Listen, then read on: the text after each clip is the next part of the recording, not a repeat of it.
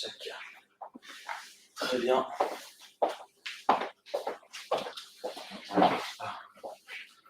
Comme ça.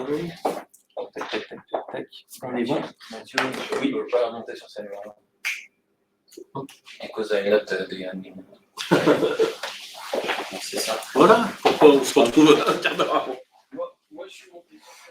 Et toi, tu es peut-être ami parce que c'est toi. Donc, tu as un retour sonore dans ton casque. Enfin, évidemment. Donc, tu peux mettre le casque si tu veux. Et normalement, tu t'entends. Donc, après, c'est juste que ça permet d'avoir une coupure du son. Après, c'est comme. C'est pas obligatoire. On a un seul micro qui capte pour tout le monde. Et le son autrement. Le son, tu l'as au casque. Et le micro, il capte tout le monde, donc on n'a pas besoin de le toucher, tout ça. Pas... D'accord. Et puis voilà. La clim, ça va, ça vous dérange pas? Moi, ça va. Comme ça, c'est pas très bien. Très bien, pas trop chaud. Ça rafraîchit un peu. Et ben voilà. Et donc c'est Damien qui va gérer les slides et tout ça, donc après. On va les découvrir. Ça va, vous avez eu le support avant ou pas? Alors, il faudrait que je fasse ça là-dessus, en fait. On est parti après. Maintenant que... en fait... Est-ce que c'est la caméra qui fait ça ou est-ce que c'est...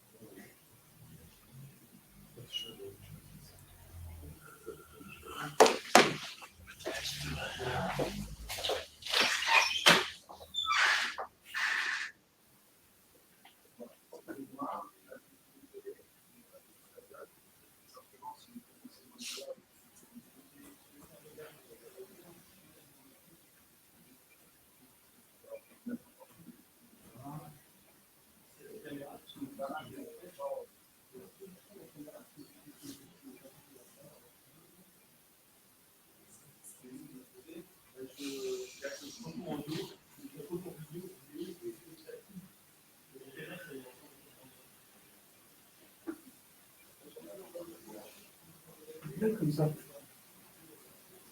Allez. Vous vendu? Normalement, il y a des boutons qui oui.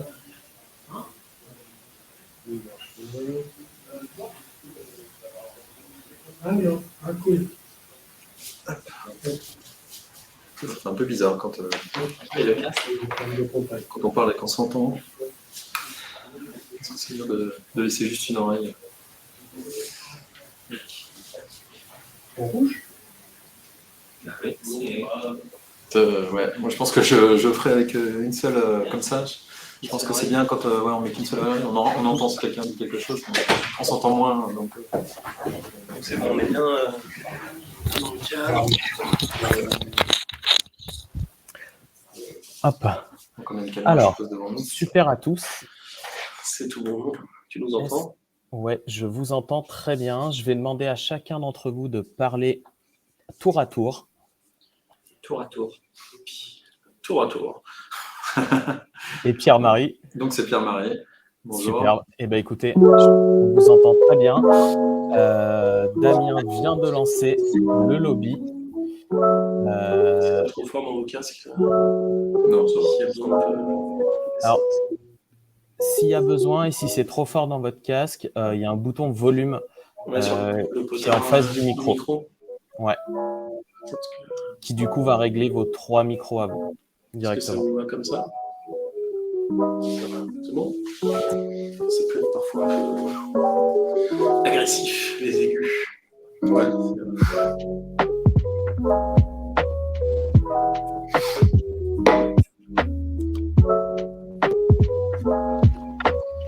Tu m'entends, Mathieu? Ouais, je t'entends parfaitement, Damien. Et t'as pas de retour de mon son? Non, j'ai pas de retour de ton son, c'est nickel. Parfait. Hop.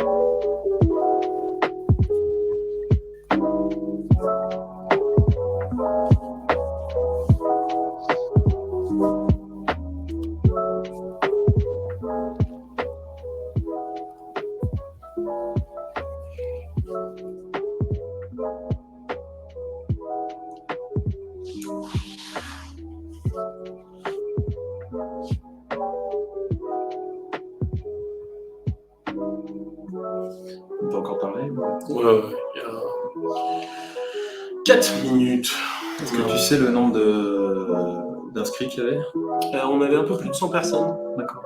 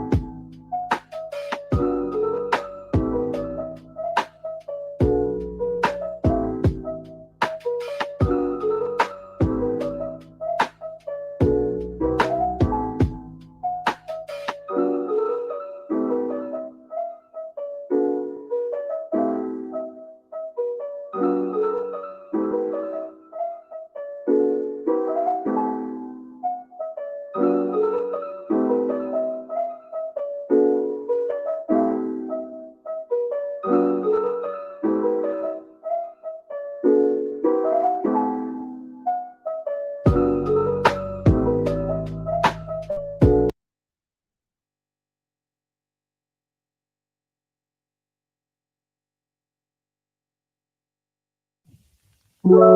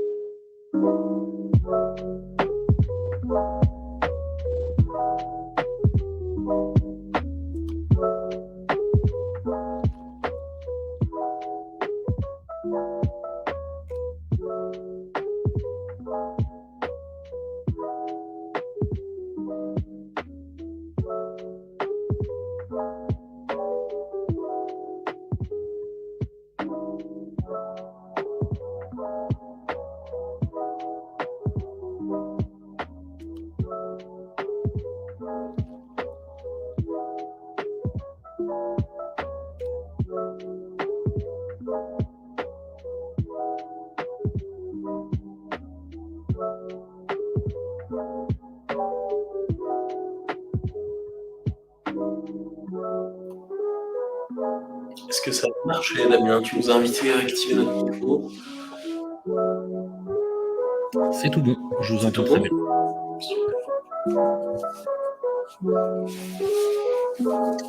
Je vais vous proposer de commencer pour tenir le timing.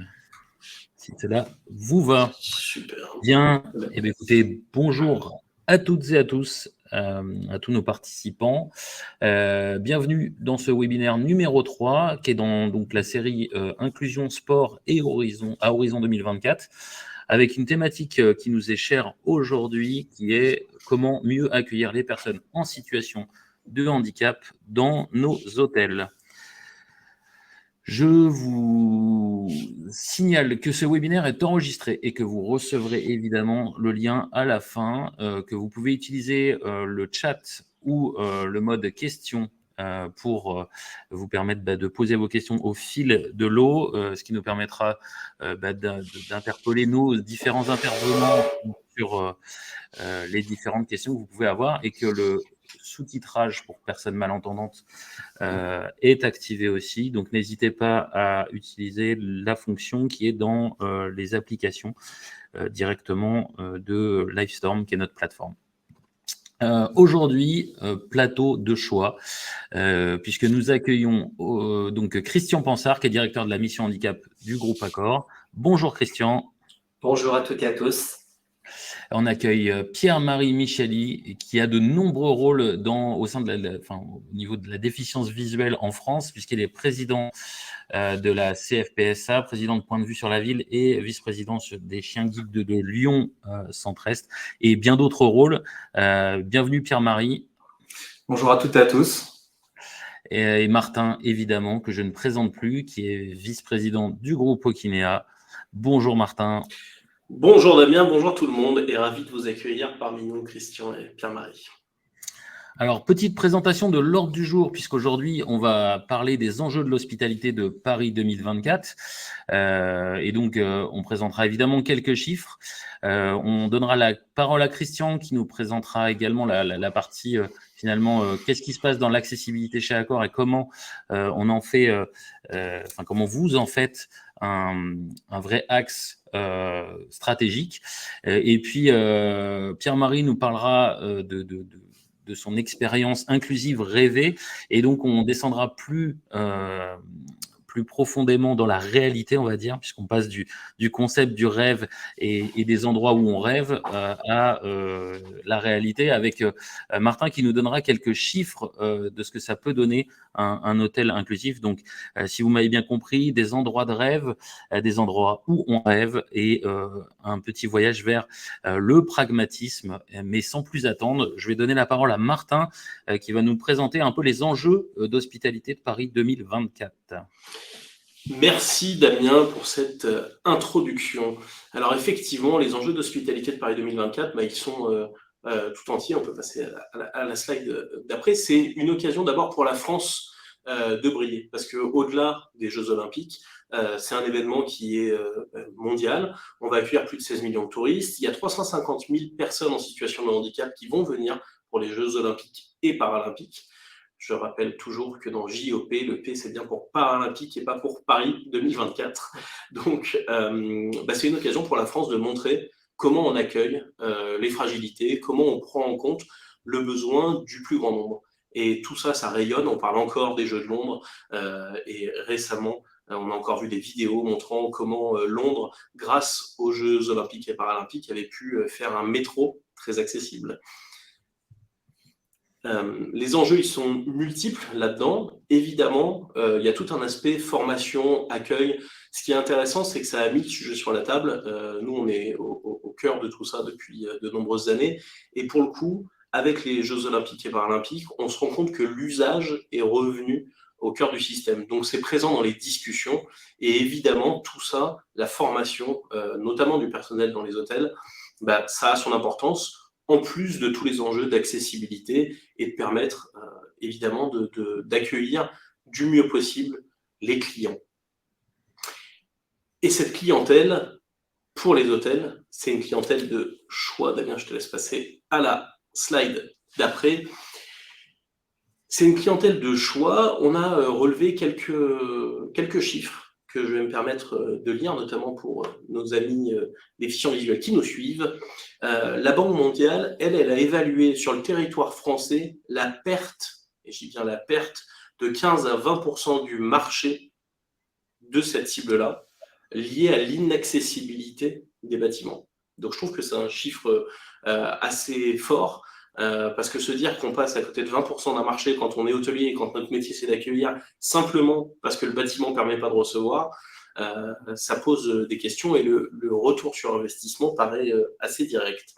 L'autre chose, c'est que les touristes qui sont en situation de handicap dépensent plus que les personnes qui sont valides. En moyenne, on parle de 45% de dépenses complémentaires.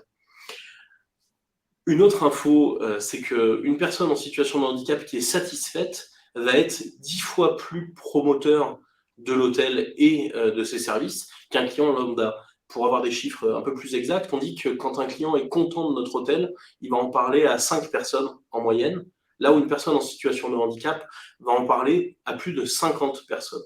Donc on a 10 fois plus de promotion, d'où l'intérêt de bien accueillir. Et enfin, la question de la fidélité. Alors, on parle bien de fidélité dans les voyages. Les personnes en situation de handicap sont 78% plus fidèles que les autres clients. Et ce qui va être intéressant, c'est que c'est des personnes qui vont voyager rarement seules. Donc, ça veut dire qu'en touchant une personne, en voulant bien accueillir, eh bien, on va se retrouver à toucher déjà plus qu'une personne, mais surtout avoir une clientèle qui sera beaucoup plus, avec un taux de rebond beaucoup plus fort et une clientèle qui aura beaucoup plus envie de venir. C'est important pour nous de parler de clientèle, en fait, et de sortir de la notion de la contrainte réglementaire. Et c'est pour ça qu'on s'était permis de rappeler ces chiffres en expliquant que cette clientèle, c'est une clientèle de choix. Merci Martin pour cette synthèse. Je crois qu'effectivement, c'est la première fois aussi qu'on évoque tout ce qui est amélioration de l'expérience utilisateur comme ayant un impact positif, évidemment, sur le marché de l'hôtellerie. Ce qui nous intéresse aussi aujourd'hui, c'est d'avoir le témoignage d'Accor sur quel est l'engagement d'Accor dans l'accessibilité. Et Christian, je te propose de me faire signe pour passer les slides, évidemment, ou de me le dire. Très bien, donc on peut passer à la slide suivante. Voilà, donc le groupe Accor, ça fait de nombreuses années, bien sûr, qu'on travaille sur des sujets d'accessibilité et d'accueil des clients en situation de handicap. Et là, on saisit l'opportunité de Paris 2024 pour renforcer toutes les actions que l'on peut avoir.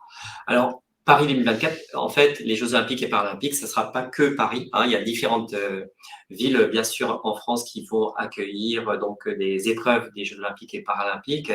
Et voilà, on vise aussi à ce que ce soit l'ensemble donc des hôtels en France qui puissent renforcer ces actions sur l'accessibilité et l'accueil des clients. Alors, nous avons aussi des événements qui se déroulent avant les Jeux Olympiques et sont des répétitions en grandeur nature parce que ce sont des événements importants et notamment au mois de juillet, nous avons les championnats du monde de para-athlétisme qui se déroule au stade Charletti, donc à Paris. Et puis après, nous avons la championnat du monde de rugby. Et parallèlement, il y a les championnats du monde de rugby fauteuil qui se déroulent au même moment. Voilà, et tout ça, c'est des moments où on peut mettre en place des solutions et des actions pour être prêt au moment des Jeux Olympiques et Paralympiques de Paris 2024. Alors, comment on s'y prend un petit peu parce que, comme disait Martin tout à l'heure, on va accueillir 15 à 16 millions donc, de visiteurs et 350 000 personnes en situation de handicap. Et c'est vrai qu'au même moment, nos hôtels ne sont pas forcément adaptés à accueillir autant de personnes en situation de handicap et on doit s'y préparer. Par rapport à ça, donc c'est vrai que par rapport à d'autres événements, on parlait des championnats du monde de rugby fauteuil, notamment on a pu dans des hôtels rendre plus de chambres accessibles en faisant certaines adaptations, toutes simples des fois, donc de bon sens, en poussant une table, etc. pour rendre plus de chambres accessibles dans les hôtels. On peut passer peut-être à la slide suivante. Alors, les actions que l'on peut avoir, c'est sensibiliser pour bien se préparer. Donc, nous avons une formation à l'Académie Accor qui est d'accueillir les clients en situation de handicap, de mieux accueillir les clients en situation de handicap. Ça fait plus de 10 ans que l'on délivre cette formation et on a 500 collaborateurs à peu près qui suivent cette formation donc chaque année. Maintenant, pour les Jeux Olympiques, il faut renforcer cette sensibilisation et à dimension de toute la France, parce que ce sont souvent des formations en présentiel. Et là, on travaille sur, notamment avec des acteurs qui nous accompagnent, comme Michael Jérémias, sur comment aussi prendre en considération le bon sens pour l'accueil, voilà, pour accueillir les clients comme tout le monde, etc. Mais pour cela, c'est comme pour les Jeux Olympiques et Paralympiques, il faut s'y préparer pour que l'accueil se fasse le plus naturellement possible dans les hôtels et qu'on accueille tous les clients et on puisse tenir compte des besoins spécifiques que l'on peut avoir. Ensuite, donc il faut adapter aussi certaines solutions et par rapport à cela, on vise à autodiagnostiquer un petit peu nos hôtels et voir les sources d'amélioration qu'il peut y avoir et adapter donc des situations dans les hôtels. Et enfin, fournir le même service à tous les clients. Et ça, c'est quelque chose d'important pour nous et on verra tout à l'heure un petit peu dans les solutions. Mais c'est quand on propose un service dans l'hôtel, faire en sorte qu'il soit proposé à tous les clients. Voilà, donc après, bien sûr, toutes ces actions visent aussi, tu parlais tout à l'heure donc de l'impact aussi que ça peut avoir, l'impact business, parce que ça représente énormément donc de monde, parce que tout le monde est concerné par le handicap. En France, donc il y a 12 millions de personnes en situation de handicap, donc beaucoup plus si on prend en considération le handicap temporaire. Donc voilà, et puis les aidants, etc. Donc on touche une population vraiment importante par rapport à cela et on veut être reconnu aussi pour les actions que l'on va mettre en place pour rendre nos hôtels plus accessibles et donc plus accueillants pour tout le monde. Alors aussi, ce que l'on vise à faire, c'est de pouvoir aussi s'appuyer sur ces bonnes pratiques. On le fait dans d'autres sens jusqu'à présent, mais donc s'appuyer sur ces bonnes pratiques pour déployer des solutions donc à l'international donc par la suite. Alors, dans la méthode choisie, donc, on a mis en place un groupe de travail représentatif dans les différents métiers de Accor, que ce soit le marketing, la communication, bien sûr les opérationnels qui sont au quotidien, au cœur des activités, des clients, des collaborateurs. Donc, les équipes ressources humaines, culture, voilà, les équipes aussi sponsoring pour Paris 2024. Voilà, les équipes diversité et inclusion et bien évidemment les personnes en situation de handicap qui sont les personnes qui sont au quotidien dans leur situation et qui peuvent le mieux donc nous apporter toutes leurs besoins et comment adapter un petit peu tous les services et adaptations dans l'hôtel. Alors, ce groupe de travail, donc, on a fait intervenir différents acteurs. Donc, Martin, tu as pu intervenir aussi lors d'une réunion de ces groupes de travail. Voilà, des acteurs qui proposaient différentes solutions, mais qui sont tous passionnés. Alors, au départ, ils avaient un temps d'intervention de 10 ou 15 minutes, mais à chaque fois, ils sont restés l'ensemble de la réunion. Et puis, des fois, ils se connaissaient entre eux, parce que les bons acteurs se connaissent souvent, etc. Et passionnés aussi parce que pour proposer donc les autres, etc. Donc, c'était aussi avec les participants à ce groupe de travail et les intervenants, des bons moments aussi que l'on a passés et puis des moments où on peut imaginer les rêves aussi donc des clients pour mieux les accueillir. Alors, on peut passer à la slide suivante. Et donc, on a déterminé, très original, quand on parle des Jeux Olympiques et Paralympiques, on a parlé de médaille de bronze, médaille d'argent et médaille d'or pour avoir 3 niveaux. Donc, 3 niveaux, déjà, quand on a Jeux Olympiques et Paralympiques, une médaille de bronze, on est déjà très, très heureux. Donc voilà. Et là, on va pouvoir, pour ce premier niveau, avoir la dimension de tous les hôtels en France. Donc, et après, on va plus cibler sur des hôtels un petit peu cibles qui vont accueillir des événements pour les Jeux Olympiques et Paralympiques ou des quartiers accessibilité augmentée qui sont en cours de réalisation ou certains segments de marques aussi qui ont certains services proposés aux clients. Donc, et on pourra les adapter justement pour en faire bénéficier donc tout le monde. Donc, 3 niveaux déterminés. Hein. Donc, on l'a appelé handi accueillant. On va réfléchir un petit peu sur le nom aussi, hein, qui ne soit pas forcément stigmatisant. L'idéal, ce serait donc l'accueil pour tous, vraiment, donc en prenant en considération les besoins spécifiques. Alors, il en est ressorti, si on passe à la slide suivante, 3 niveaux qu'on retrouve, hein, médaille de bronze, médaille d'argent et médaille d'or. Voilà, si on peut passer à la slide suivante. Et ce que l'on a fait, c'est le pendant, en quelque sorte, des actions pour les collaborateurs et des actions pour les clients. Il nous manque visiblement. Ah, il nous manque une slide. Voilà. Mais c'est sur les solutions? Oui, c'est toutes les solutions, mais bon, je les connais donc très bien. Donc, on a voulu faire le pendant entre les actions pour les collaborateurs et les actions pour les clients. Comment mieux accueillir les clients en situation de handicap que d'avoir dans les équipes des talents voilà, en situation de handicap. Et pour cela, on a beaucoup de moyens mis à la disposition des hôtels, notamment des viviers importants de collaborateurs. On travaille là avec l'AGFIP, hein, puisque toutes nos offres Accor sont interfacées sur les sites spécialisés pour le handicap de l'AGFIP.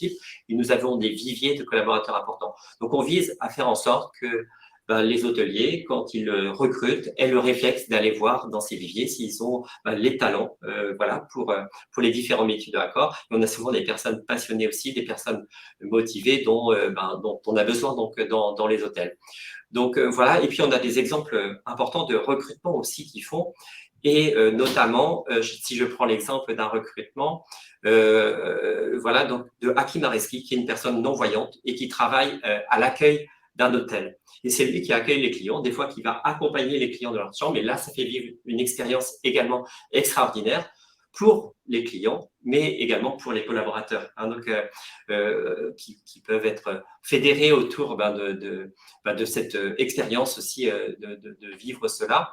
Et voilà, il est extraordinaire. On a un autre exemple dans un autre hôtel, d'un collaborateur qui travaille aussi à la réception et à l'accueil d'un hôtel et qui a son chien guide, hein, qui est un autre collaborateur de l'hôtel et qui fait toutes les tâches polyvalentes et les clients sont ravis parce qu'il est passionné de la ville. Bon, c'est Ajaccio en Corse pour lui. Il en parle avec passion aussi de sa ville et c'est ça qu'on veut transmettre aussi.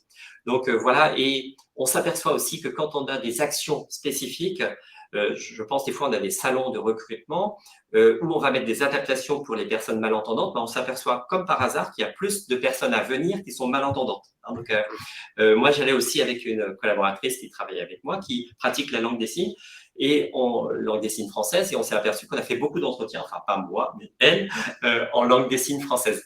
Voilà, et si on montre aussi qu'on peut accueillir, que déjà à l'accueil, il y a une personne non-voyante, tu disais qu'il y a beaucoup de personnes qui, des fois, ne vont pas, viendront aussi dans les hôtels et se sentiront bien accueillis. Et donc, ça, c'est important. Donc, voilà, cependant, aussi, on a des formations, des MOOC aussi sur lesquels on a travaillé. On était partenaire aussi de TH Conseil, qui est aussi présent à Lyon ici. Et donc, il y a un MOOC aussi qui est à disposition et on vise à avoir des ambassadeurs handicap un peu dans chaque hôtel qui peut porter la parole et qui soient formés voilà, donc sur ces sujets du handicap. Voilà, après sur les actions pour les clients, déjà on vise à faire un état des lieux, hein, donc un diagnostic, un autodiagnostic peut-être de chaque hôtel, avec des outils que l'on a, hein, qui sont proposés par les différents ministères, hein, donc, et voilà qu'on met sur une forme donc accessible aussi pour les hôteliers qui peuvent s'autodiagnostiquer et bien voir un petit peu les actions qu'ils peuvent mettre en place. Et dans cet autodiagnostic, ce que l'on vise aussi à faire, c'est les éléments de bon sens, parce qu'on aura beau avoir des hôtels des fois bien adaptés, bien accessibles, design, etc. Mais des petites choses, hein, donc mal situées dans la chambre, si la cafetière est positionnée de façon, ou la théière hein, de façon trop élevée et qui ne sera pas accessible, ou le peignoir un petit peu trop élevé également, ou le pommeau de douche dans la chambre enfin dans la salle de bain plutôt, voilà, qui est positionné donc tout en haut et on sera obligé d'appeler la réception pour pouvoir y avoir accès. Ou des fois, les petites choses qu'on voit souvent, la poubelle qui s'ouvre avec le pied, hein, donc qui montre des fois qu'on n'a pas pensé, qu'on n'a pas eu ce réflexe un petit peu de penser à cela, mais le contraire fait qu'on le client se sentira bien accueilli, donc avec un accueil personnalisé, jusqu'à ces petits détails-là qui font la différence. Donc voilà, donc après ces solutions donc d'autodiagnostic, on vise aussi à former. Hein. Donc on avait, comme je disais tout à l'heure, des formations en présentiel, mais on vise à faire une formation peut-être en e-learning pour pouvoir aussi avoir la dimension de l'ensemble des 1500, 1600 hôtels que l'on a en France et toutes les marques du groupe Accor. Après, sur d'autres niveaux, on a imaginé donc des solutions voilà, qui sont des fois différenciantes aussi. Je pense à la signalétique des places handicapées, hein, souvent qui sont représentées par le fauteuil roulant et qui, je pense, stigmatisent le handicap autour du fauteuil roulant. Hein. Voilà, et ça, on supporte un petit peu une solution imaginée par une jeune fille qui a 12 ans, Ilena, et qui a imaginé une signalétique qui représente différentes situations de handicap, donc au travers de différents sports paralympiques, mais pas que. Hein, ça peut être par exemple une personne âgée qui se déplace avec des cannes, qui est très marrante, etc. Et voilà, et qui change complètement le regard sur le handicap. Et il y a une signalétique d'explicatif un petit peu pour expliquer pourquoi on fait ça. Donc on respecte la réglementation au niveau de le marquage au sol. Et de façon verticale, il y a cette signalétique qui apparaît. Après, il y a d'autres solutions que l'on a pu imaginer, notamment des solutions de formation pour l'accueil des clients déficients visuels, avec un acteur qui est génial. À chaque fois, ils sont tous passionnés. Voilà, et qui fait des formations dans les lycées hôteliers et bientôt donc dans les hôtels Accor, et qui est, par exemple, de bien accueillir les clients déficients visuels, mais d'adapter aussi les recettes de cuisine pour que les clients déficients visuels ne se privent pas de certains plats de la carte, par exemple. Voilà, donc c'est extraordinaire, etc. Et donc, on n'y avait pas pensé non plus, mais c'est très utile, etc. Et peut-être que des personnes déficientes visuelles se privent d'aller au restaurant parce que, voilà, des fois, des plats sont trop difficiles à manger ou l'accueil est enfin, voilà. J'ai l'impression que Pierre-Marie se dit, dès qu'il y en a un qui est formé, tu me dis. Puis il y a certains plats qui peuvent être compliqués pour nous. Quand on nous fait, en tout cas, on nous lit la carte, il y a certains plats comme le poisson, savoir si on a de la peau ou pas sur le poisson, ou le poulet quand on a une cuisse de poulet avec les os, je peux vous dire que c'est pas simple non plus à manger. Et puis après, il y a aussi l'assiette en elle-même qui peut être compliquée là-dessus. Tout à fait. Alors, dans les autres solutions qu'on peut proposer aux clients, par exemple dans certains hôtels, hein, dans certains segments de marques d'hôtels, on peut proposer par exemple des trottinettes aux clients. Hein. Donc, et bien là, il y a une solution avec une start-up et Charlotte qui a cette solution qui est extraordinaire de pouvoir clipper donc la trottinette sur son fauteuil roulant et pouvoir ainsi se déplacer. Et pour nous, c'est important de proposer ce même service pour les clients.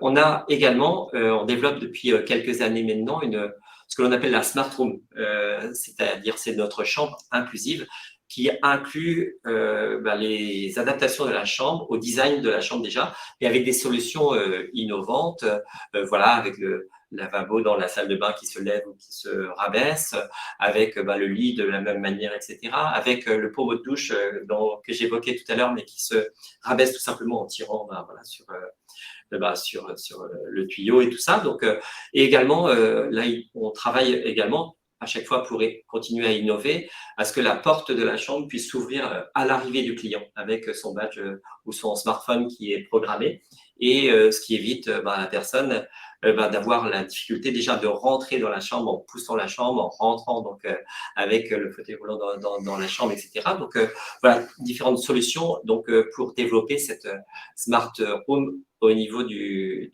groupe Accor. Voilà, différentes solutions comme ça. Bien sûr, remplir le cadre donc réglementaire, avoir le bon sens et la formation des équipes pour bien accueillir les clients et proposer différentes autres solutions qui permettent de faire vivre une expérience extraordinaire pour tous les clients. Merci Christian d'avoir montré la voie chez Accor et en tout cas donner la voie d'Accor et de voir que vous montrez la voie et que vous faites en sorte de montrer le handicap sous son jour le plus positif. Donc ça, c'est vraiment inspirant. pour faire en sorte que les lieux soient des lieux de rêve pour tous. Et je pense que sans plus tarder, on va laisser la parole à Pierre-Marie qui va nous parler justement de son expérience de rêve en tant qu'usager, puisque je crois, Pierre-Marie, que tu côtoies au quotidien des hôtels et donc tu as envie de nous partager un peu ce rêve que tu as d'une expérience hôtelière inclusive. Donc oui, donc je voyage quand même assez souvent. Je suis souvent sur Paris, habitant à Lyon et en venant souvent sur Paris, je suis obligé d'aller dans des hôtels, parfois avec quelques petites aventures. Et le rêve en fait d'une personne déficiente visuelle, je vais vous le raconter. En gros, déjà moi le premier point, c'est déjà réserver l'hôtel, d'avoir un site internet accessible. De savoir où se situe l'hôtel, pour moi, est quelque chose de très important. Avant de faire le choix de l'hôtel, on a besoin d'avoir des transports en commun pas très loin pour pas marcher des kilomètres et se perdre en fait avant de trouver l'hôtel. Ça, c'est le premier point. Donc, que le site soit accessible, c'est aussi quelque chose de bien, que quand on arrive au bout de la réservation, qu'on n'ait pas une petite case à cocher qui n'est pas accessible et qui ne permet pas de prendre la réservation. On va dire la réservation est faite, j'ai un arrêt de bus pas très loin ou l'arrêt de métro, c'est très bien. Maintenant, c'est trouver toujours la porte de l'hôtel aussi. La précision pour une personne non-voyante, ça reste quelque chose de compliqué. Donc, j'ai mon GPS sur mon téléphone qui me dit vous êtes arrivé, mais arrivé avec un GPS, on a une précision de 10-15 mètres environ. Donc là, qu'un hôtel soit équipé d'une balise sonore et d'une bande de guidage, pour moi, ça m'apporte beaucoup parce que la balise sonore me donne l'information de où va la bande de guidage et après, j'ai plus qu'à suivre la bande de guidage pour trouver la porte d'entrée. Donc là, c'était le point vraiment de trouver l'hôtel. Donc très bien, hein, la porte, je l'ai. Maintenant, entrer dans l'hôtel, j'ai besoin de trouver l'accueil, la personne en fait, pour me donner les clés, pour me montrer où est la chambre. D'avoir une continuité en tout cas de cheminement ou que l'accueil soit tout de suite à l'entrée, c'est quelque chose pour moi de très important, que je sois pas en fait tout de suite un peu en stress de savoir où se trouve l'accueil, c'est vraiment quelque chose de très important. Donc là, c'est un côté formation aussi du personnel, que les gens tout de suite se présentent, me disent pas que bonjour, disent bonjour, vous êtes bien arrivé à l'hôtel. Ça, c'est quelque chose de très très important, la présentation de la personne. Donc là, c'est l'arrivée. Donc, je récupère mes clés de chambre. Donc, très souvent, on retrouve des fois des clés, des simples passes.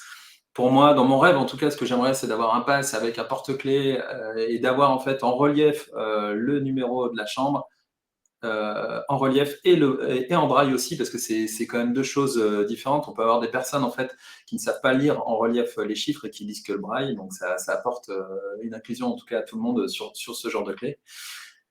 Après, ce qu'on a besoin, c'est de nous indiquer où situe la chambre. Ça, c'est toujours un point important, en fait, que la personne nous accueille jusqu'à la chambre, nous emmène en fait en chambre pour nous montrer en fait le trajet. Hein. J'ai un chien guide et le chien guide, ça marche pas encore où je lui dis le numéro de chambre et qui m'emmène directement à la chambre. En tout cas, les éducateurs ont pas encore fait le boulot là-dessus. Donc voilà, j'ai la personne en fait qui m'accueille, qui m'emmène dans la chambre. Quand on arrive devant la chambre, c'est très bien. Il y a des obligations donc d'avoir en fait les numéros de chambre en relief donc sur les portes. Ça, c'est vraiment quelque chose de bien. De rajouter, moi, je pense le braille en fait en dessous, ça apporte encore plus à tout le monde. Et derrière, quand on m'amène dans la chambre, j'ai besoin en fait d'avoir une description complète de la chambre. Ça, c'est vraiment quelque chose d'important. Ça me permet en fait d'aller un peu plus vite et de savoir où se situe le lit, où sont les toilettes, comment activer le thermostat, parce que ça c'est toujours un gros problème quand on est non-voyant, c'est le réglage du thermostat, de mettre à la température qu'on aimerait. J'ai eu parfois, moi, aussi on m'a dit, devant vous, il y a la fenêtre et vous avez du vis-à-vis, donc n'hésitez pas à fermer les volets le soir quand il fera nuit pour éviter que le voisinage me voit dans le lit. Ah, donc tout ça, c'est vraiment une approche en fait du personnel et une formation en tout cas du personnel qui est vraiment très importante. L'accueil du public, c'est vraiment important. Dans la chambre, moi, mon rêve, ça sera en fait quand je rentre, en fait, que j'ai une application, en tout cas de l'hôtel, qui me permet en fait de pouvoir régler le thermostat. Ça, c'est très souvent un gros problème. Donc, de pouvoir avoir le réglage du thermostat, ça serait génial. De pouvoir régler la télé, de pouvoir éteindre la lumière, c'est pareil. Donc, je vois pas la lumière, mais de pouvoir éteindre la lumière pour mon chien, pour qu'il puisse dormir aussi dans le noir, voilà, c'est des choses qui sont importantes. Ça m'est déjà arrivé le lendemain matin de me dire, zut, j'avais oublié d'éteindre la lumière.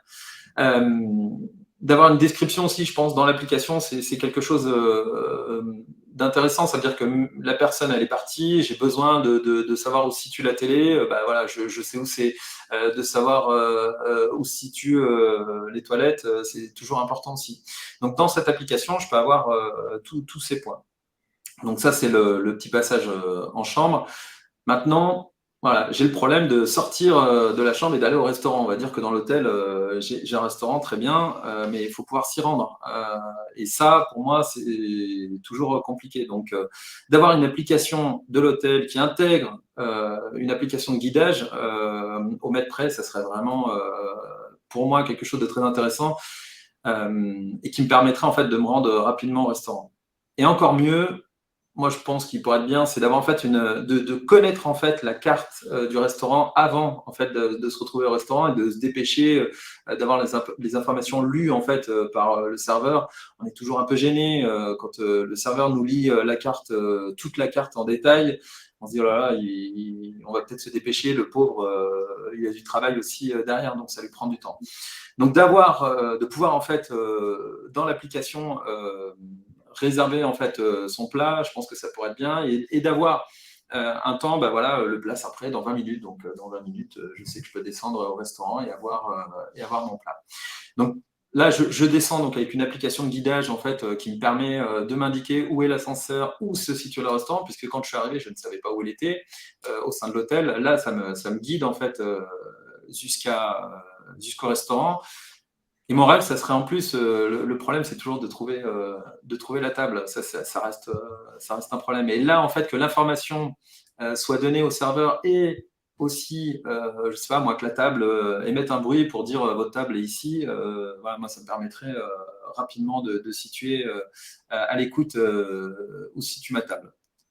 Donc ça, c'est des choses pour moi qui sont des rêves, mais peut-être qu'un jour pourront devenir une réalité.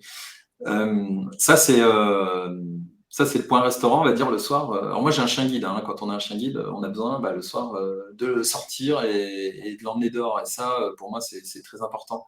Donc d'avoir des informations aussi sur l'extérieur, de pouvoir savoir où on peut sortir son chien, pour moi, c'est des choses aussi qui sont importantes. Le retour à l'hôtel, de retrouver une balise sonore, de retrouver une bande de guidage qui me guide, je pense que ça, c'est important.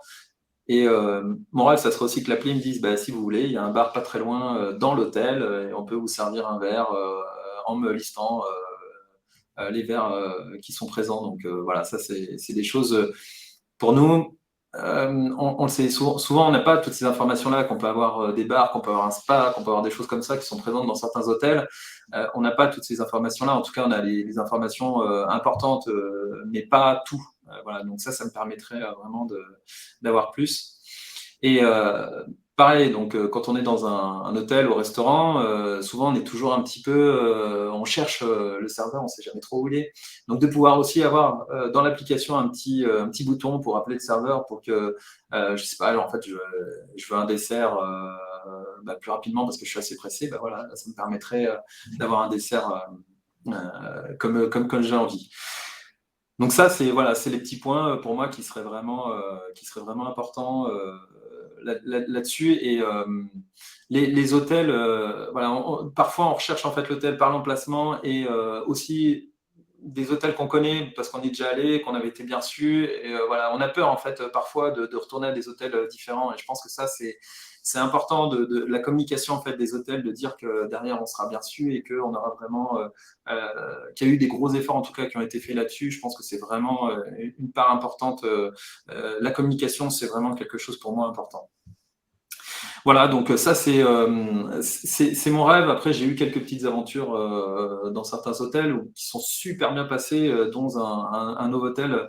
Je pense que je l'ai déjà cité, mais j'en parle de cet hôtel qui est à Montparnasse, où j'ai été très très bien reçu par le personnel et tout le long qui sont revenus assez souvent vers moi pour m'aider. Et même en partant de l'hôtel, m'ont guidé jusqu'à la gare parce que je ne savais pas où se situait la gare. Et ça, j'avais trouvé ça super de leur part. C'était venu de leur part vraiment d'une façon simple et j'ai vu que c'était pas une surcharge en tout cas pour eux, quoi. Là, c'était vraiment agréable de pouvoir être guidé jusqu'à la gare et moi, ça m'a apporté énormément dans ma journée. Voilà pour mon petit rêve d'un hôtel parfait. Alors, on a écouté attentivement, en tout cas, le rêve de Pierre-Marie. Hein, et c'est notre rêve aussi de pouvoir être présent sur tout ce parcours client. Hein, voilà, et répondre à toutes ces attentes et un peu plus justement parce que tu parlais ce que sont capables de faire les équipes au niveau de l'accueil de façon naturelle, bienveillante, etc. Donc, c'est en fonction des besoins de la personne, les anticiper et de pouvoir accompagner la personne. Voilà, donc, et ça, c'est irremplaçable, c'est génial. Merci Christian, merci Pierre-Marie. On a déjà des remerciements Pierre-Marie pour toi, notamment pour le retour utilisateur très complet. Je crois que c'est vraiment compliqué de synthétiser autrement que par un témoignage, un retour d'utilisateur comme le tien, et donc merci pour ça. Je crois qu'on a entendu parler d'expérience inclusive, on a entendu parler de matériel, de choses. Alors, on peut penser que ça coûte cher. Souvent, c'est un peu le retour qu'on a, c'est l'accessibilité, ça coûte cher. Mais on ne sait pas vraiment qui ça concerne précisément. Et je crois que Martin voulait nous faire un petit retour chiffré, concret. Donc, on est passé des lieux de rêve au rêve et on va redescendre un peu dans la réalité puisque souvent, nous, on nous dit oui, mais bon, tout ça, c'est bien gentil, il faut former le personnel, il faut installer des choses. Et concrètement, ça donne quoi l'hôtel inclusif? Martin, je te laisse prendre le relais. Merci Damien, du rêve à la réalité. Merci Pierre-Marie pour ce retour d'expérience. Et puis bravo au Novotel Montparnasse. Là, ils vont avoir les félicitations, je pense. Il faudra leur faire passer le message. Alors, on va se concentrer sur le handicap invisible parce qu'il est malheureusement pas toujours pris en compte. Évidemment, ça ne veut pas dire qu'il ne faut pas prendre en compte les usagers de fauteuils roulants, mais quand on regarde les chiffres, et ceux qui sont présentés sont ceux de l'OMS, sur plusieurs milliards de personnes en situation de handicap dans le monde, on se rend compte que les handicaps invisibles, les personnes déficientes visuelles, auditives ou avec des troubles cognitifs, représentent en fait le plus grand nombre. Alors évidemment, les usagers de fauteuils roulants, il faut pouvoir répondre, et les réponses, quand on parle d'accessibilité, elles sont souvent assez binaires, ça passe, ça ne passe pas, est-ce que je peux franchir ou est-ce que je ne peux pas franchir, et évidemment toutes les questions de hauteur, et dans les chambres, on se rend vite compte comment, quand on est en train d'aller prendre sa douche, le fait de ne pas pouvoir accéder au pommeau puisse être très compliqué à gérer. Donc on va se concentrer sur ce handicap invisible, et puis on a fait un petit focus sur 5 solutions. En réalité, autour de ces handicaps invisibles, il y a déjà des normes d'usage qui existent. Quand on parle de normes d'usage, c'est typiquement pour les personnes ayant une déficience visuelle, le fait d'utiliser la télécommande qui est normalisée, qui permet de déclencher les feux sonores, les balises sonores, donc des normes d'usage et des solutions qui sont industrielles. Autrement dit, on n'est pas en train de révolutionner et d'inventer des nouveaux produits à chaque fois dédiés à l'hôtellerie, mais qui ne seront plus efficaces quand on va dans d'autres types de bâtiments. On parle bien de solutions industrielles. Quand on parle de balises sonores, aujourd'hui, des points sonores en France qui permettent de repérer des portes d'entrée ou de traverser les rues, c'est plus de 350 000 balises sonores à l'échelle du territoire qui sont déployées par Okinea. Évidemment, il y a plein d'autres personnes qui en déploient, notamment dans tout ce qui est borne d'info voyageurs. On va retrouver un retour sonore. Il y a des solutions comme les boucles magnétiques, une boucle magnétique d'accueil qui va permettre aux personnes malentendantes d'accéder à l'information. Aujourd'hui, c'est plus de 200 000 boucles magnétiques qui sont déployées à l'échelle du territoire français. Du guidage au sol, dont Pierre-Marie parlait, c'est des dizaines de milliers de kilomètres de guidage, que ce soit dans des ERP de tout type, dans le retail, dans les supermarchés, dans les gares SNCF. Là, pour le coup, on est pour nombreux usagers de gares, et donc on a vu ces bandes de guidage fleurir Au niveau des sols, la signalétique, évidemment, est aussi bien intégrée. Je crois qu'on ne se passe plus de signalétique. Et puis, ça, c'est valable aussi pour tous. Et quand on prend des applications de géolocalisation comme Evelity, c'est plus de 350 000 m² qui sont déjà couverts avec l'application. Et donc, ce qu'on va vous présenter là, c'est adapter à l'hôtellerie ces solutions. Qu'est-ce que ça peut coûter? Parce que, évidemment, que c'est un sujet sur la table. On est dans des périodes d'investissement avec les Jeux Olympiques et Paralympiques. Avec un intérêt, c'est qu'on va investir et puis ça va rester en héritage. C'est aussi ça l'intérêt d'événements comme ceci, c'est qu'on va massifier un investissement sur des sujets, l'accessibilité, les infrastructures sportives.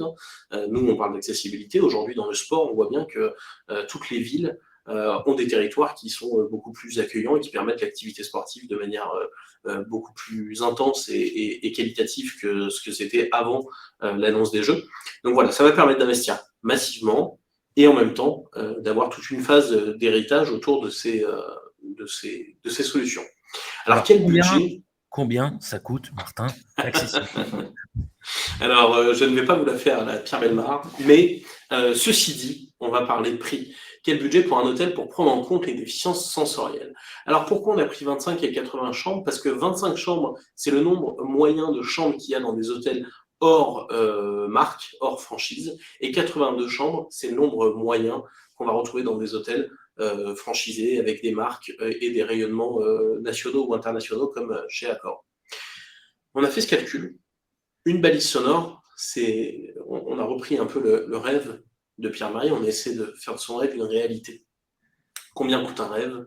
Une balise sonore, 10 mètres de guidage pour aller de l'accueil jusqu'à la réception, une boucle magnétique d'accueil pour accueillir des personnes malentendantes, et nos 25 plaques de porte avec une signalétique adaptée, en relief, avec du braille si nécessaire, ça nous coûte 2 340 € hors taxe. C'est un rêve qui est relativement accessible. Et évidemment, quand on a 82 chambres, on a un peu plus de plaques de signalétique, donc on arrive à 2 980 € hors taxe. Ça veut dire qu'aujourd'hui, pour moins de 3 000 €, on peut faire rêver Pierre-Marie dans notre établissement. Ce qui est intéressant là-dedans, c'est de montrer qu'il y a des solutions qui sont industrielles, basiques, simples à mettre en œuvre et peu coûteuses.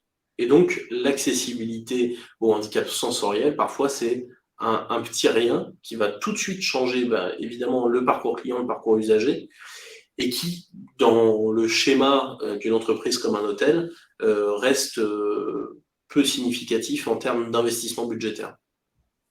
Alors, évidemment, on a aussi chiffré, parce que c'était dans les demandes, ce que c'est qu'une solution qui permet d'être médaille d'or de l'inclusion. On a pris comme exemple le Pullman de Bercy. Le Pullman de Bercy, c'est un hôtel qui fait près de 20 000 m², qui a 900 chambres. Alors, ça fait partie des hôtels phares pour Accor en termes d'handy accueillant, parce que y a beaucoup d'événements qui ont été faits là-bas, et puis ça fait partie des gros hôtels parisiens qui accueillent du monde. Aujourd'hui, sur un hôtel comme ça, déployer une solution de guidage indoor, en l'occurrence Evelity, ça coûte 8 000 € par an. Cette solution, elle va permettre quoi? Elle va permettre de guider pas à pas n'importe quel usager dans la modalité qu'il le souhaite. Donc, est-ce que je peux prendre les ascenseurs? Est-ce que je dois prendre des escaliers? Est-ce que j'ai des problématiques de repérage de signalétique? Donc, en fonction de mes critères de déplacement, je vais être guidé pas à pas tout au long de mon expérience à l'intérieur de l'hôtel et puis au niveau des abords. Et ça, dans la langue de mon téléphone. Et là, on prend en compte évidemment le fait que dans les handicaps invisibles, la personne qui ne parle pas la langue et qui arrive sur notre établissement, elle va avoir du mal à se déplacer si elle n'est pas aidée. On n'a pas capacité de doubler la signalétique dans toutes les langues qui peuvent être parlées dans un hôtel, et encore plus un hôtel parisien. Donc, on va venir s'adapter et guider la personne dans la langue de son téléphone. Tout ça sans utiliser de data, tout ça sans compte client, donc avec une expérience qui reste très fluide. Et du coup, on va pouvoir avoir accès à l'information et à l'ensemble des services de l'hôtel, y compris le fait que quand je suis une personne déficiente visuelle, je ne vais pas forcément être orienté vers une chambre dite PMR, je vais aller dans n'importe quelle chambre de l'hôtel, Et là, on vient rajouter une brique qui est l'audio-description des chambres, qui va permettre à Pierre-Marie, peu importe sa chambre, de savoir exactement où se trouve le gel douche, comment régler la clim, où je peux trouver le code Wi-Fi ou le service restauration, parce que si j'ai un petit creux dans la nuit, il va falloir que j'agisse vite. Donc voilà, ça c'est aussi des choses qu'on avait envie de montrer. L'accessibilité, c'est pas forcément cher, c'est pas forcément moche, c'est pas forcément pas adapté, et surtout, on en revient au début, comment, et je finirai là-dessus, mais comment on ne stigmatise pas, je retiens l'idée de créer des places PMR, pas forcément avec un usager de fauteuil roulant ou un picto normalisé, parce que ça permet aussi de faire passer les messages. L'école de design de New York avait, il y a quelques années auparavant, recréé le picto UFR avec une personne qui était penchée en avant pour donner du dynamisme à ce logo. Voilà, on voit bien qu'il y a des petites choses comme ça qui peuvent faire passer des messages de fond. Et le message qu'on souhaitait faire passer, nous, au Tinea aujourd'hui, c'était de dire que on peut déjà considérer l'ensemble de notre clientèle, peu importe les besoins qu'elle va avoir, il y a des petites solutions qui peuvent vraiment changer la vie dans le parcours client, prendre en compte les fragilités et donc permettre d'accueillir au mieux l'ensemble du public. Merci Martin.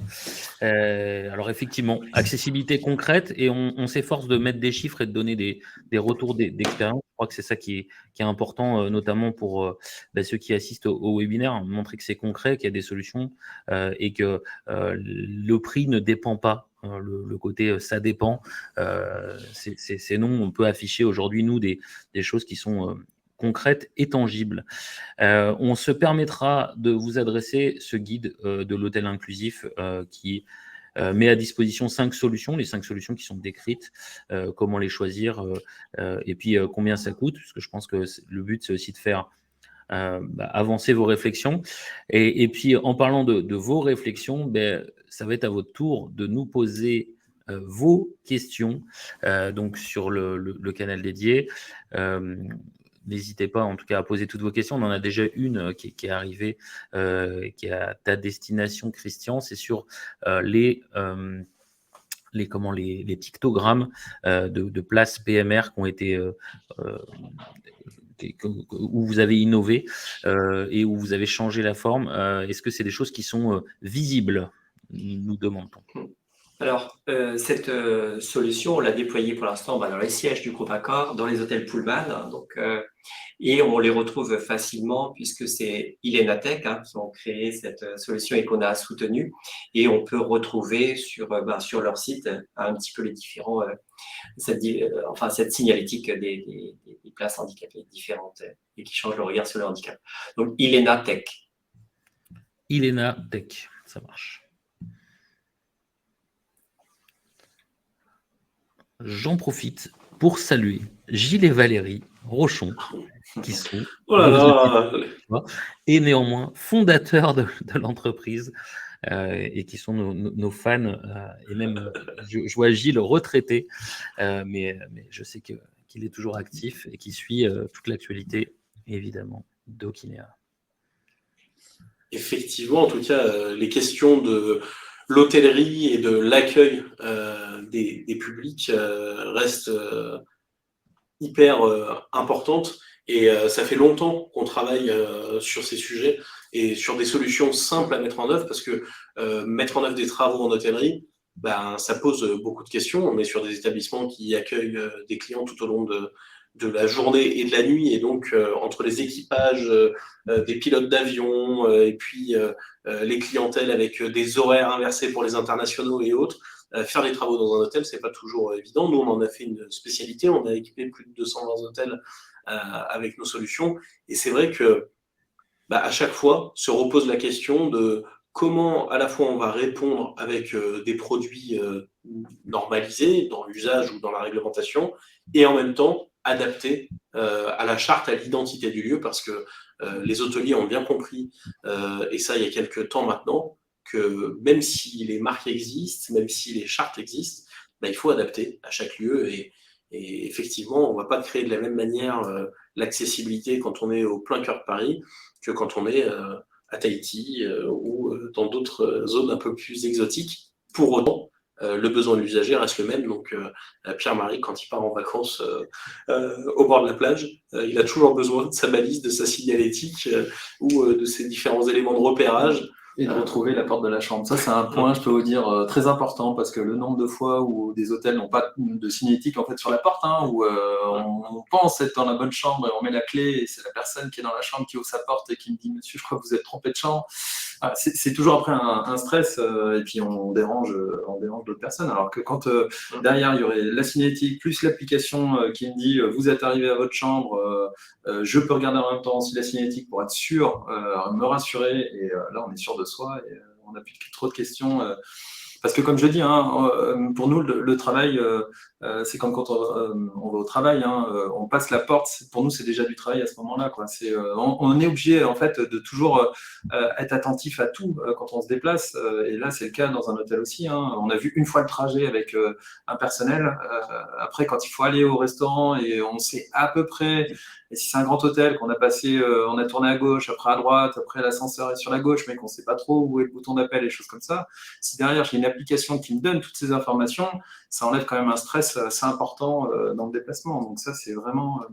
Et tu me précisais, tu nous racontais tout à l'heure qu'une des choses qui était importante, outre le fait de trouver la porte, c'était de te souvenir du numéro de chambre. Ouais. Et donc là-dessus, avoir un petit porte-clés ou un système en tout cas qui te permette de te souvenir dans quelle chambre t'es, ça évite tout inconvenu. J'ai 2 questions pour Christian. Alors la première qui est: comment valorisez-vous l'offre accessible de vos établissements auprès du grand public chez Accor Hotel? Et la deuxième qui concerne la Smart Room, à savoir si elle est déjà déployée dans des établissements. Alors je pense que s'il s'agit d'un concept et qu'il doit être déployé, mais je te laisse répondre et détailler, Christian. Alors, concernant la valorisation, je disais tout à l'heure pour les Jeux olympiques et paralympiques, on va s'appuyer sur les bonnes pratiques pour le déployer à l'international, mais des fois, c'est en sens inverse. Et notamment, on déploie dans le monde entier une réglementation qui s'applique aux États-Unis, qui s'appelle ADA, American Disability Act, et qui consiste à rentrer sur les sites de réservation toutes les solutions d'accessibilité donc de chaque hôtel, pas uniquement dans les chambres, mais dans l'hôtel. Et également de pouvoir réserver donc les chambres directement sur les sites de réservation, et ce qui est une grande évolution parce que pour l'instant ça n'est pas fait. Donc ça se met en place pour nous. Les hôtels sont en train de rentrer donc toutes ces informations et toutes ces données, et puis on a la possibilité directement sur les sites de réservation de pouvoir cliquer sur les chambres accessibles disponibles et donc de pouvoir directement les réserver. Et donc ça, je pense que ça permet de valoriser, c'est-à-dire porter à la connaissance des clients les solutions d'accessibilité ou pas qu'il y a dans les hôtels. Et je sais que il y a une application qui se développe, c'est Accès Libre aussi en ce moment avec le gouvernement, etc., sur lesquels on va justement communiquer les informations et pour valoriser justement les solutions d'accessibilité qu'il y a dans chaque hôtel. C'est porté à la connaissance des clients au travers de ces solutions accès libre et également donc du travail que l'on fait sur nos sites de réservation et applications mobiles. Et Accès Libre, on peut faire le choix en fait d'hôtels avec bande de guidage, balise sonore, pas de voir en fait s'ils sont équipés de ces équipements-là. Et pour nous, c'est quand même très important d'avoir ces informations-là. Et comme je le disais tout à l'heure, c'est le problème de communication en fait. Nous, de savoir l'hôtel comment il est équipé, c'est quelque chose de très important pour nous. Voilà. Je crois que ça en complément, il y a une question sur particulièrement tourisme et handicap, savoir si c'est des choses que vous envisagez chez Accor. Oui, il y a donc un certain nombre d'hôtels qui ont déjà ce label tourisme et handicap. On travaille avec eux et on vise à ce qu'il y en ait davantage.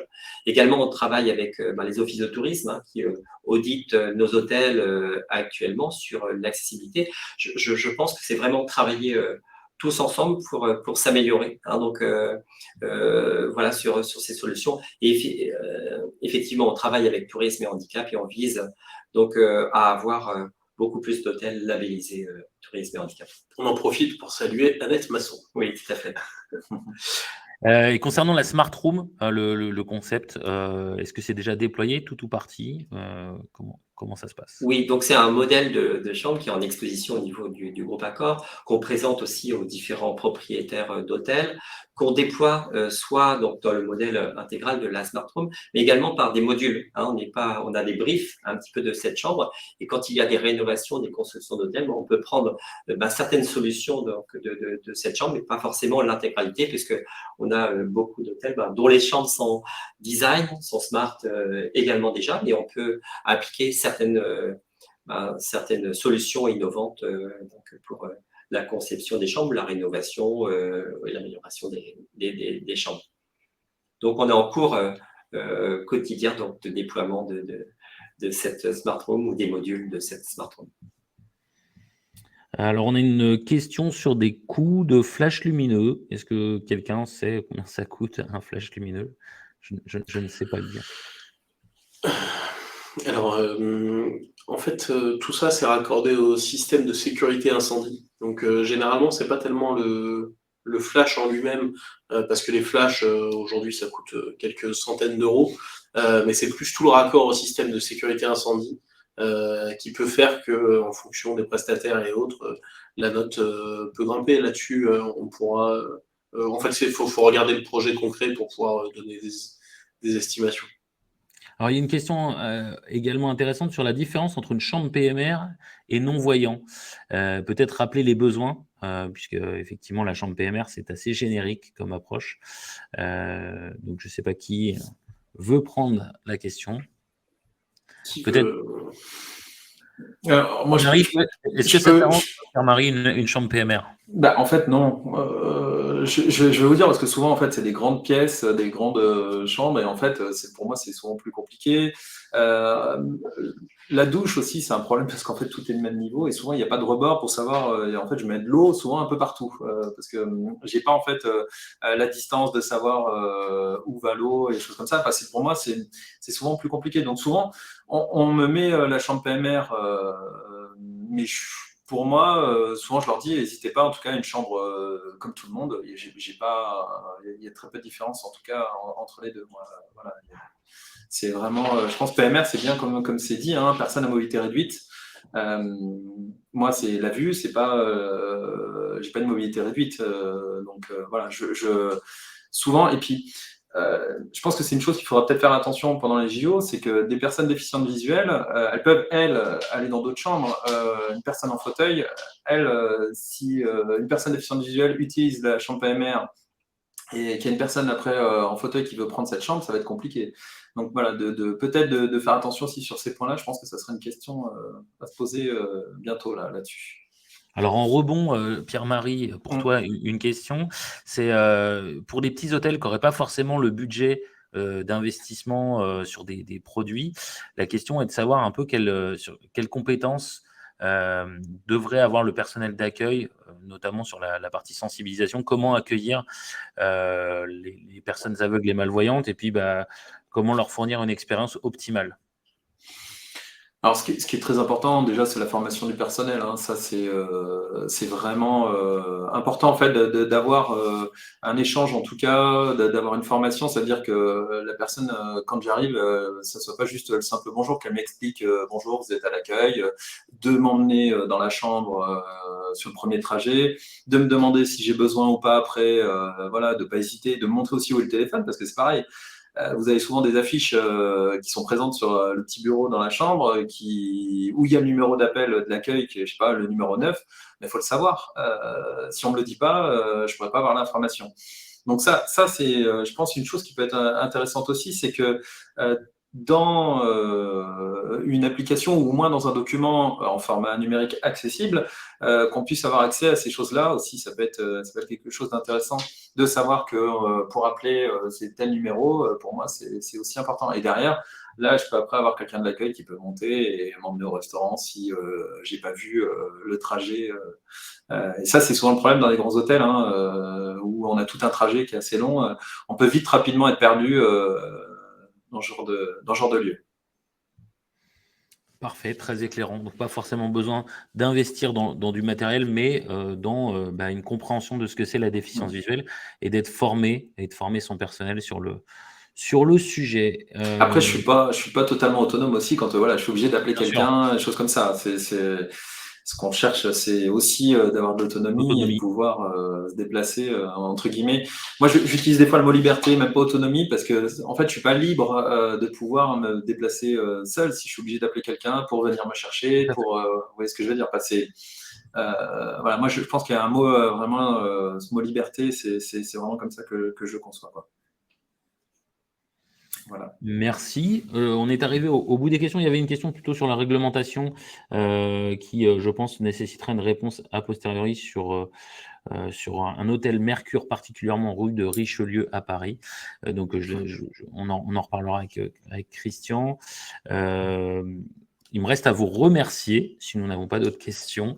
Merci Pierre-Marie, merci Christian, merci Martin. Et puis, vous le savez, on est à votre écoute. Donc, pour les prochaines thématiques, là, on a fini la thématique Horizon 2024. Et donc l'idée derrière tout ça, c'est de proposer d'autres thématiques. Donc, si vous avez envie d'intervenir ou de nous proposer des thématiques, en fait, n'hésitez pas à m'écrire et on reviendra vers vous prochainement pour une nouvelle série thématique de webinaire. Merci Damien. Merci. Merci. Merci à vous deux. À très vite.